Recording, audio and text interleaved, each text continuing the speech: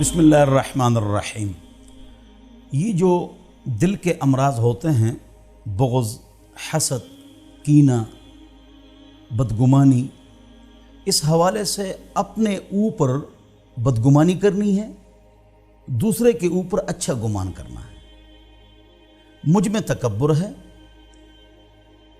مجھ میں حسد ہے، جو فلانا ہمارا ساتھی ہے، رشتہ دار ہے، وہ اچھا آدمی ہے۔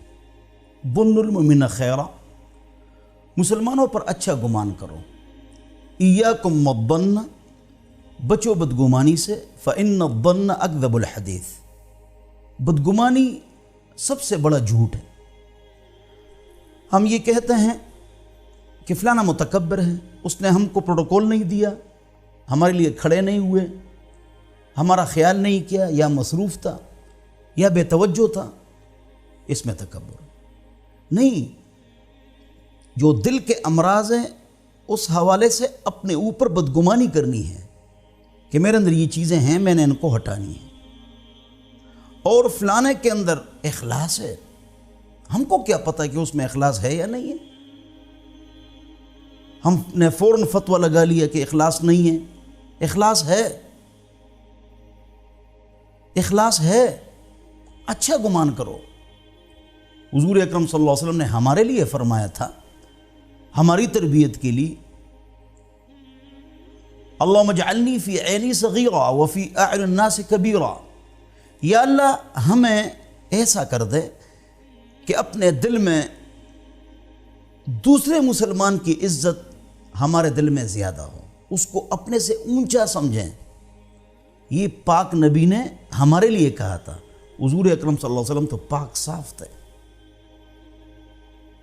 مطلب یہ ہے کہ دوسرا اخلاص والا ہے، میرے اندر فرق ہے،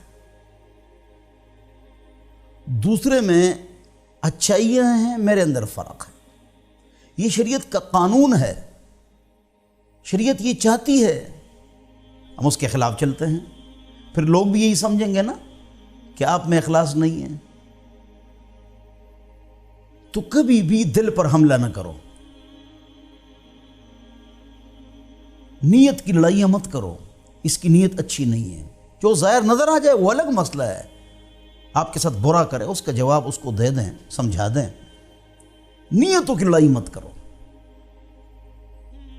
حضور اکرم صلی اللہ علیہ وسلم نے ہماری تربیت فرمائی ہے، وَلَا تَحَاسَدُوا، کسی کی نعمت کو دیکھ کر پریشان نہ ہو، وَلَا تَبَاغَضُوا، ویسے کسی کے ساتھ کینہ مت رکھو، وَلَا تَدَابَرُوا، اور غیبت مت کرو، وَلَا تَحَسَّسُوا، کسی کی ماں بیٹی کی عزت مت لو، وَلَا تَجَسَّسُوا، اور جاسوسی مت کرو کون کہاں جا رہا ہے، اپنے کام سے کام رکھو۔